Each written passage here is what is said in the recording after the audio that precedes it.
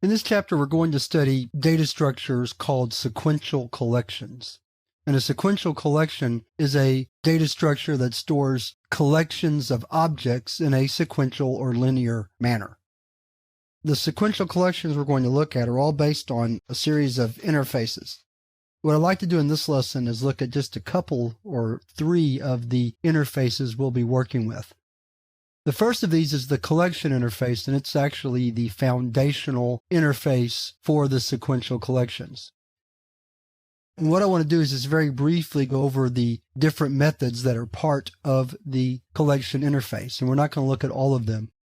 Here's a list in front of you, and you'll see that some of the things we can do with the collection is add items, clear the items from the collection, check to see if some other collection is equal to the current collection, check to see if the collection is empty, remove an object from the collection, remove all the objects from the collection, return the size of the collection, the number of elements that are in the collection, and take the collection and turn it into an array.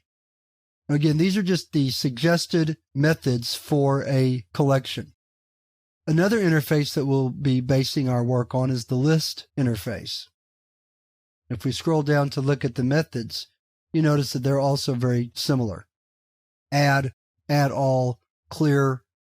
We have a get that returns the element stored at a specific index position. Index of, we can return the index of occurrence of a specified element. Iterator allows us to iterate over the elements in a sequence.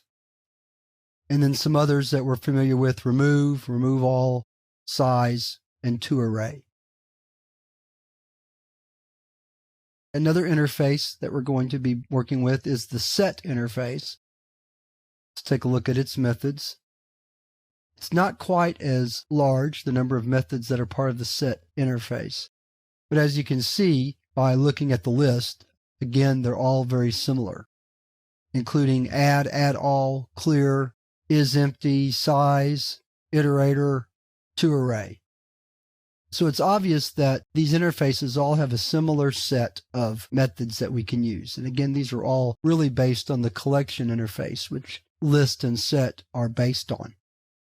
But we're not quite finished looking at interfaces, so what I want to do is go on to the next lesson, where we're going to look at a couple of interfaces that are a bit different than what we've seen here. And after that, we'll be ready to start actually looking at the classes that we can build sequential collections from.